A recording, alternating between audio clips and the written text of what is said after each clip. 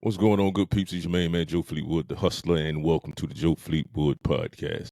If this is your first time checking out the podcast, make sure you go to www.joefleetwood.net. There you can find all of my social media links. You can also find the link to YouTube so you can watch this podcast at your leisure. You can also find it on anywhere you subscribe to a podcast. While you're over there, make sure you like and subscribe and share. Hit that notification bell so you know when I drop a brand new podcast and anything else. While you're on joefleetwood.net, make sure you check out the merchandise store. You can find the Joe Fleetwood signature hat, as well as this epic hoodie that I've seen to getting so much attention to from when I wear it out in public for obvious reasons, right? Also, while you're there, you'll see at the top of the page, if you're into energy drinks, the W Jitter-Free Energy Drink logo. You can click on that. It'll send you to the website where you can buy W Energy Drink. You can get it in the tub, you can get the package, and you can get it in the can. If you use Joe Fleetwood, you will also get 10% off. Very easy to spell. Fleetwood, like Cadillac, J-O-E in the beginning. Got it? Cool. All right. Now, with today's podcast, it's very, very important that if you are of the younger generation and younger crowd and you're a fan of drill music, that you check this out. Also, since we're going to be going down the road of legal troubles for Lil Durk, let me go ahead and give you a plug real quick. If you need a personal injury attorney, make sure you reach out to Ryan Vanstone. That's if you're in the Michigan area. He is the driving force behind Michigan's fastest growing litigation firm, Vanstone Injury and Law. Known for his relentless dedication to client satisfaction, Ryan has one mission, and that's to transform the personal injury field by putting his clients first every single time. Now, like I said, his firm is in Michigan, and he is a leader in legal tech, delivering unmatched results with his innovative solutions. You can catch Ryan on social media, but you can also visit vanstoneinjury.law to learn more. I'll also put his information in the description. Now, looks like Durk and his team are definitely going to need a lot of legal representation.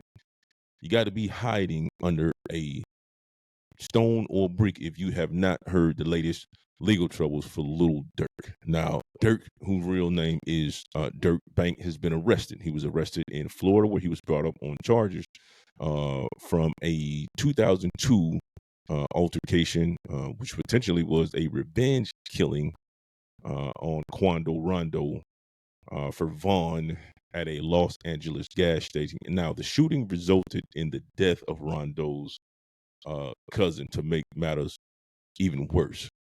You know that, and that just goes to show that innocent bystanders are a lot of times the victims in these situations when it comes to these, you know, gang violence in general.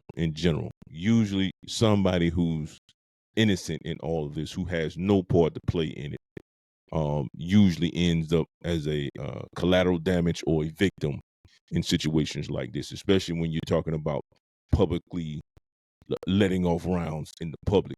What general society is that anyway? Now, 5 members of Durk's Chicago-based rap collective, Only the Family, for those who don't know, that's what OTF stands for, have also been arrested, and at least two more arrests may be coming according to court documents that have been filed.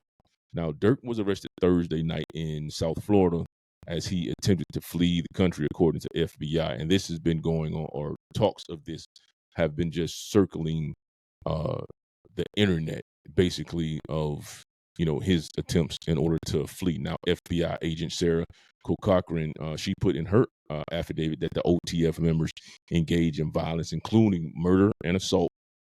And basically, the reason that she claims they do this is in order to maintain their status with Durk inside the OTF family. You know what I'm saying? So basically, in order to, be seen relevant within OTF, you got to put in that work.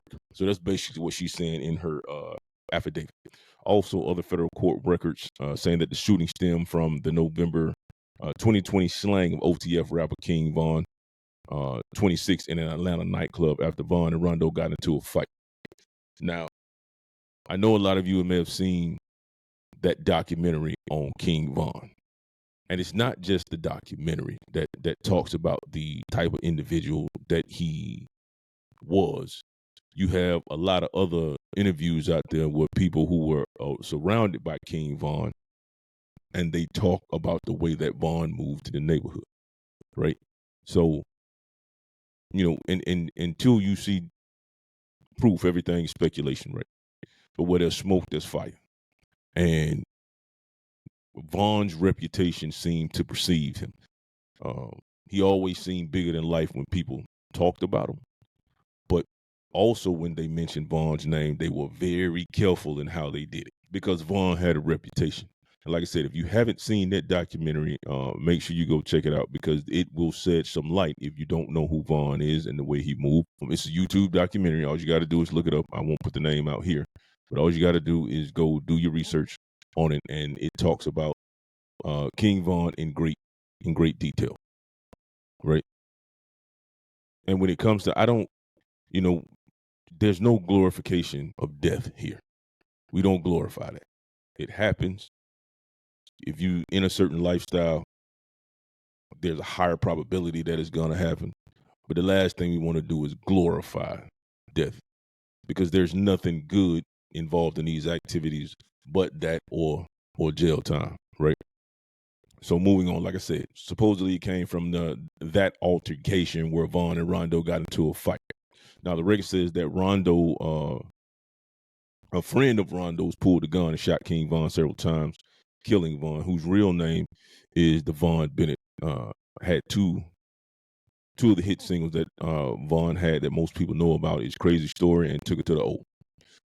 Authorities say that Durk made it known that he would pay a bounty to anyone who killed Rondo, whose real name is, I don't even know how to say this man's name.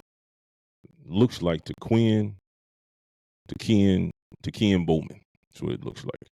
And that was, Taquian Bowman. So almost 2 years later, a murder plot quickly came together. And this is all coming from the FBI's agent's affidavit as she goes down the chronological list of events as they take place.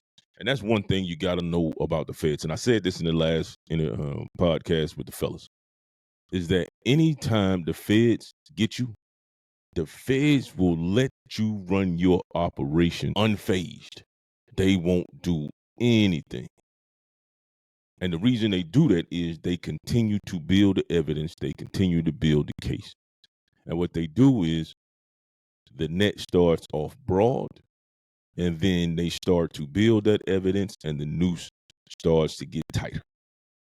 And by the time they get you, you don't have any wiggle room. So you got one or two options. A, you're going to take that lick on the chin. You're going to do that time.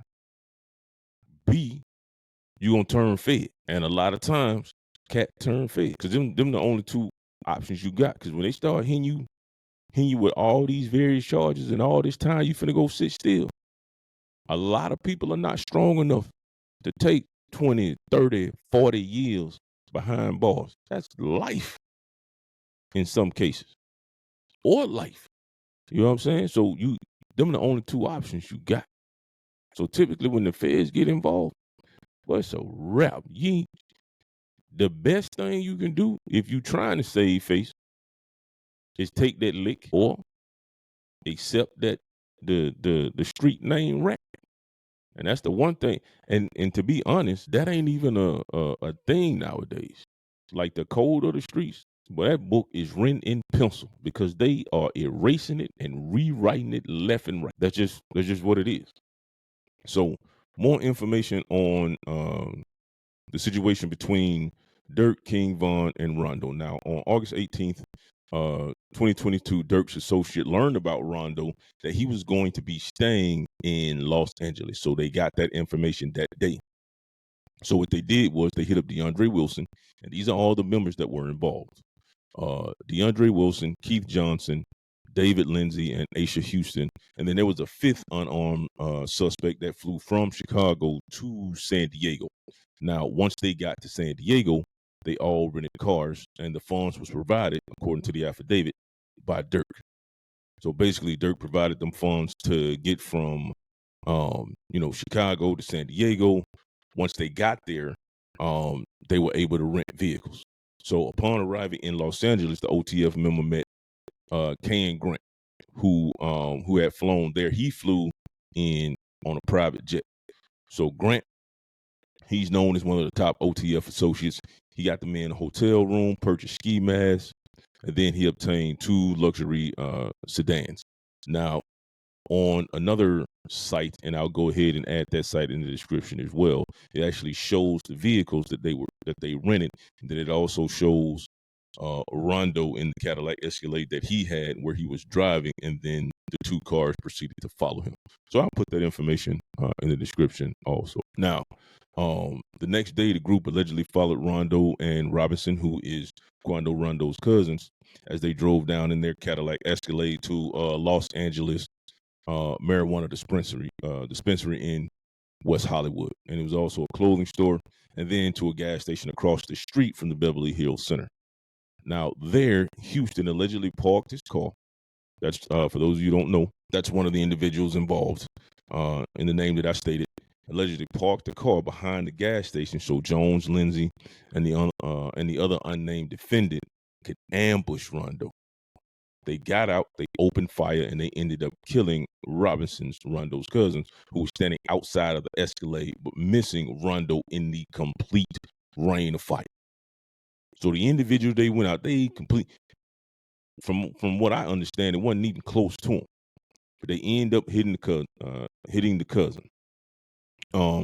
So after that, the suspects, they all went to In-N-Out Burger, where they discussed the payment with Grant, and then they all flew home, drove back to Chicago, drove back down to San Diego, caught the flight to San Diego, where they would later on pay the undisclosed amount. So that's the majority of the information right now surrounding Durk's case. Now, the sad part about this is Durk is one of the ones who actually made it. You made it out. You win a Grammy. This man has won a Grammy. Now, before this, I had heard Durk's name several times. I heard King Von's name several times. I heard Quando Rondo. Heard of these cats. Heard a couple of these songs, listened to some music. I'm more into a different type of music, you know what I'm saying? Something with a little more lyrical content. But, you know what I mean? I'm a fan of music in general. So I listen to whatever as long as it sounds good and I like it. But this man won a Grammy. So you're doing big things. You made it out. Why would you continue to push that lifestyle? Because now the killings have just become senseless. There ain't no need for it. You came from a situation where you had nothing. Now you got the world in the palm of your hands. You were given the key to the city, supposedly for your work that you were doing in the community. Or I shouldn't even say that, because typically what happens is not the work that you're doing in the community. It's what you have become that is a representative to your community. So you were given the key to the city for that. All of that other stuff should have been, that stuff shouldn't have never made its way to you, business, or the music. There was no time for that at that point. So when we talk about the gang violence, and Chicago has always been known for it, right? Is one of the, especially when it comes to gun violence, not just gang violence, but gun violence. Chicago is probably one of the most well-known cities in America when it comes to gun violence, right? Knowing all of this and knowing the 2 places you most likely to end up is either dead or in prison, why do we continue? Somebody please, and then this to my young folks, and I appreciate the guys who actually go to my YouTube channel, leave comments, put me on, man, put me up on game, help me to understand why is it that once you make it, you continue, instead of pulling all them cats out of there, showing them a different way, why do you continue to perpetuate the lifestyle that is going to end up getting your partners killed? Why do you continue to perpetuate that lifestyle? You've already seen that there's something better. Prior to this situation, or before anything was going down, Von had then booked 2 flights, one to Switzerland, or 3 flights, one to Switzerland, one to Dubai, and another one to Spain. You have the ability to take flights to 3 different countries in order to throw the feds off. But you could also do that at any given point in time in your life. Feds caught you before you could hop that plane to Spain. They got wind that you're getting ready to pop off. Come on, man. How many people that grew up like you have that ability? That's what you should be pushing. That there's a better life than to just be out here running, hollering this gang, and all of this. Cause they ain't taking you nowhere. But I tell you what, man, I'm gonna go ahead and throw a plug in here for Chief Keef. What I'm also gonna do is I'm gonna put a link in the description. Check out this story of Chief Keef with the therapist, right? Chief Keef talks about, you know what I'm saying, his fascination with weapons, his fascination with guns, his fascination with crime. You know what that man did in order to change that focus or redirect that energy? Got into paintball, right?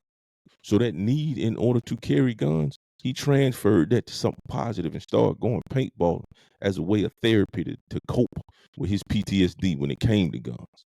So a better way to channel that energy instead of doing crime and playing with guns, you know what I mean? He goes out, gets a team, they start paintballing. So now that's his thing. He go paintball. And honestly, that's a great way to handle business. If there's just a need to play with guns and do something with guns, just go paintball. Because at the end of the day, when you get done paintballing, every single one of y'all get to go home and then come back the next day and do it and run it back. Because Quando Cousin can't run it back. Vaughn can't run it back. None of these cats can run it back. Find another way to channel that energy. Find another way to channel that anger. But we're not just talking about Chicago. Let's just use gang violence in general. What is the purpose at this point? And let's just say you don't see a purpose, right? I take that back. You don't see a way out. You don't see a way to get out. Then what direction are you guys going in? What are you moving towards? Because there's millions of dollars that are being made. Is the purpose just to continue to make millions of dollars off of drugs, murder, and mayhem? Because there's got to be something on the other side of that. Are you getting your people out of a bad situation? Are you buying the neighborhood? Are you rebuilding it back up? You making it safe for your kids? So yeah, hit me up, joe@joefleetwood.net. Also, tell me your thoughts in the comment. It is greatly appreciated. And believe you me, I respond to every single email. I respond to every single comment, whether it's on YouTube, Facebook, TikTok, no matter where it is, man. Let's have a dialogue. If you're in a gang and you got some answers and you just want to talk about it, hit me up. Let's have a conversation, man. I even invite you on the podcast and we can sit down and hash it out. I give you some info, you can give me some info. You know what I'm saying? Because I'm pretty sure there's a lot about that lifestyle that I don't know. You know what I mean? There's a perspective or mentality that I'm missing. So help me out, man. For those of you who are listening, man, always come check out the Joe Fleetwood podcast. You all have my social media links, man, and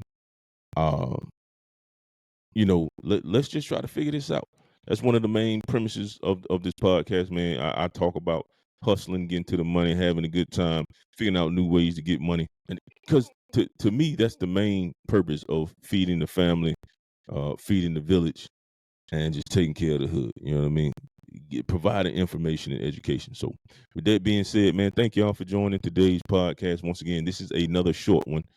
It's not the typical hour-long podcast that I usually have, but I'll do some of these short ones every now and then, just as kind of a segue to something bigger, but then also to provide information on, the latest and greatest when it comes to news. So thank you guys for joining in. I appreciate it. Joe Fleetwood podcast, Joe Fleetwood, the hustler, and out.